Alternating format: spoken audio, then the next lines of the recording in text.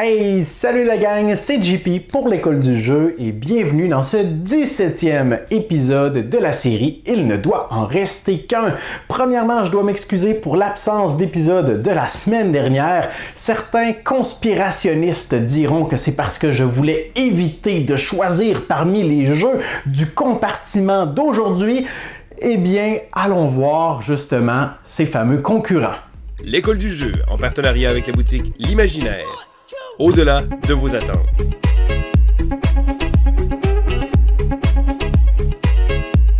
Et voici donc nos 3 concurrents d'aujourd'hui. Et oui, seulement 3 jeux présentés aujourd'hui. Et pour ce 17e épisode, on vient de changer de rangée. Donc on va toujours de plus en plus bas dans ma ludothèque. Et aujourd'hui, on est rendu à un point où je suis littéralement assis par terre. Alors, d'ici quelques épisodes, je sens que j'aurai pas le choix que de me coucher à plat ventre au sol pour continuer de vous animer cette série. Alors, si vous aimez ma dévotion, mon dévouement, vous pouvez me laisser un pouce vers le haut. Alors maintenant, je vous présente nos 3 titres d'aujourd'hui. Nous avons la grosse boîte, la Big Box de Fresco, Thunderstone Quest et finalement Seven Wonders. Je veux faire une petite précision. Alors habituellement, tout ce qui est d'extension, par exemple, il existe tout plein d'extensions de Seven Wonders, on ne les prend pas en considération. Principalement, quand c'est des extensions qu'on doit acheter des boîtes à part. Mais ici, pour ce qui est de Fresco, la Big Box inclut déjà tous les modules supplémentaires. Alors, j'ai décidé de les considérer pour mon choix d'aujourd'hui. Alors, c'est maintenant le temps pour vous de mettre la vidéo sur pause, de vous rendre dans la section commentaires et de m'écrire quel serait votre choix parmi ces 3 titres radicalement différents. Lequel de ces jeux est-ce que vous désirez conserver si ça implique de vous débarrasser à jamais des 2 autres. Maintenant que c'est fait, laissez-moi vous présenter un peu plus en détail chacun de ces titres. Nous avons donc ici la Big Box de Fresco. Alors, dans la Big Box, on a 10 modules supplémentaires. Fresco, souvent, il y en a qui le qualifient d'un jeu de placement d'ouvriers. Je suis pas tout à fait d'accord avec cette qualification-là. Je le décrirais davantage comme étant un jeu qui mélange 2 mécanismes ensemble, de la sélection d'actions et de la planification. Les joueurs vont avoir un petit paravent derrière lequel ils vont dissimuler plusieurs éléments, des cubes de couleurs qui représentent leur accès à de la peinture, leur plateau de planification, ainsi que leurs ouvriers. Et de façon simultanée, les joueurs vont planifier les différents arrêts qu'ils désirent faire pendant leur tour de jeu. Alors, ils vont placer leurs ouvriers dans chacun des 6 emplacements, je crois, qu'il est possible de visiter. On a la possibilité d'aller plusieurs fois au même endroit si on le désire. Et après ça, on devra également choisir à quelle heure on veut se lever le matin. Alors plus on se lève tôt et plus nos ouvriers seront grognons, ce qui va nous faire perdre du moral, plus les prix au marché seront élevés également puisqu'on est en début de journée, il y a beaucoup d'achalandage. Par contre, on est certain d'avoir le meilleur choix, le premier choix parmi toutes les tuiles de peinture qui seront disponibles et par la suite on suit notre planification et on va résoudre chacun des lieux en fonction du nombre d'ouvriers qu'on y a envoyés. Le but du jeu étant de reconstituer une fresque au plafond avec la peinture qu'on aura récupérée. Évidemment, il y a une tonne de petits modules supplémentaires dans la Big Box qui font en sorte qu'on a différentes variabilités. On peut avoir un puits avec des souhaits, on peut avoir accès à des vitraux également qu'on peut essayer de restaurer. Il y a une maladie également qui peut se répandre parmi nos ouvriers. Alors tout ça, on peut l'ajouter grâce aux différents modules. C'est un jeu, c'est vrai, j'ai oublié de le dire, pour 2 à 4 joueurs. On continue ici avec Thunderstone Quest, qui est encore une fois un jeu pour 2 à 4 joueurs. Il est possible d'y jouer en solo grâce à une des extensions, mais je ne l'ai pas.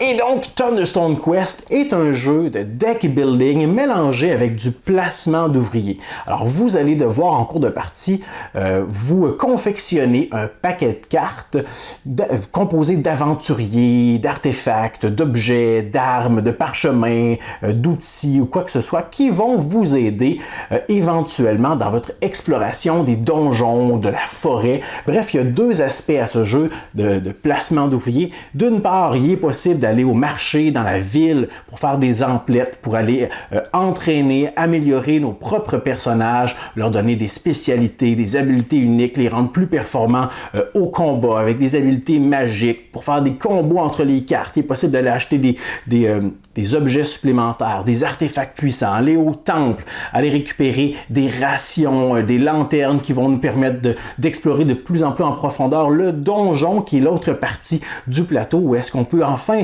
utiliser le paquet de cartes qu'on va avoir bâti du côté de la ville pour aller combattre différentes créatures et ultimement aller dénicher la cachette des gardiens qui sont d'immenses créatures très difficiles à vaincre. Alors c'est un jeu qui est compétitif, on ne joue pas en équipe dans le jeu de base.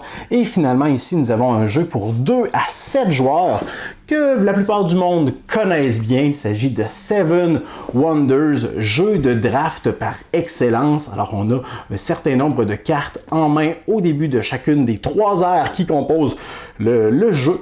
Et à notre tour, on devra sélectionner l'une des cartes de notre main qu'on va mettre devant nous. Une fois que tout le monde a sélectionné une carte, on va la jouer, on va la résoudre et avec toutes les autres cartes qu'on n'a pas sélectionnées, nous allons les passer à notre voisin. On va donc récupérer la main de quelqu'un d'autre. On va devoir choisir encore une fois une carte parmi cette main et on va continuer comme ça jusqu'à temps qu'on ait épuisé presque toutes les cartes. Et lorsqu'on joue une carte, lorsqu'on décide de la résoudre, il y a différentes choses qu'on peut faire. On peut la vendre à la banque pour récupérer de l'argent. On peut la construire également. Ça peut nous donner accès à de nouvelles ressources. Ça peut nous donner des accès à des connaissances scientifiques, des compétences militaires. Ça peut nous donner accès à des points de victoire, tout ce qui est de construction civile également. Ça peut nous donner des avantages de marchandisage parce qu'il est possible de faire affaire avec nos 2 voisins, c'est-à-dire les joueurs qui se situent à notre gauche et à notre droite. Alors, évidemment, il y a toutes sortes d'extensions qui sont disponibles, mais là, je vous parle seulement du jeu de base. Alors, voilà nos 3 concurrents d'aujourd'hui. J'en suis conscient, comme d'habitude, 3 jeux radicalement différents. Et avant que je dévoile mon choix, je veux vous dire que ces jeux se qualifient vraiment dans une optique différente. Parce que selon moi, le jeu le plus significatif pour moi d'un point de vue émotionnel, c'est Fresco.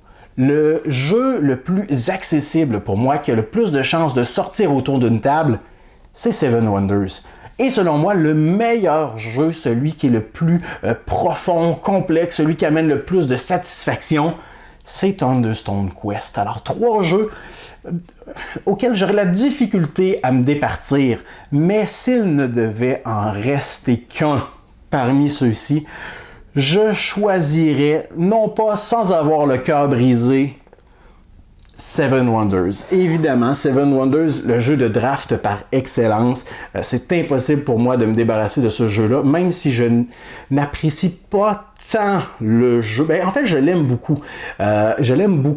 Mais c'est parce qu'à un moment donné, quand on a joué tellement de parties, on sait que ça devient redondant un petit peu, mais c'est un jeu qu'à chaque fois que je m'assois, j'ai du plaisir quand même, c'est accessible, les gens aiment ça, ça provoque des souvenirs, on regarde ce que les autres autour de la table sont en train de faire, et là il y a quelqu'un qui est en face de nous, on se rend compte qu'il est en train de récupérer plusieurs cartes vertes, on avertit les autres, on met de la pression, il y a un bras de fer également, toujours avec mon voisin pour l'aspect militaire, oh non, il est en train de se bâtir une stratégie militaire, il y a 5 points militaires, j'en ai seulement 3, il faut que je récupère quelques cartes pour me défendre et renverser la vapeur, c'est un jeu qui est rapide également. Je pense que Sylvain faisait des parties en moins de 15 minutes, je crois, à plusieurs joueurs. Alors, Seven Wonders, pour ces différentes raisons, pour le fait que c'est fluide et que c'est très accessible, serait mon choix d'aujourd'hui. Chaque épisode de la série crée en moi toutes sortes de sentiments, si bien qu'au terme de celle-ci, j'aurai soit un cœur de pierre ou un cœur en miettes. J'ai maintenant hâte d'aller lire votre choix d'aujourd'hui dans la section commentaires. Laissez-moi un pouce vers le haut si vous avez bien apprécié la formule d'aujourd'hui et considérez vous abonner à notre chaîne pour ne manquer aucun des prochains épisodes. Moi, je vous dis merci pour votre écoute et à la prochaine.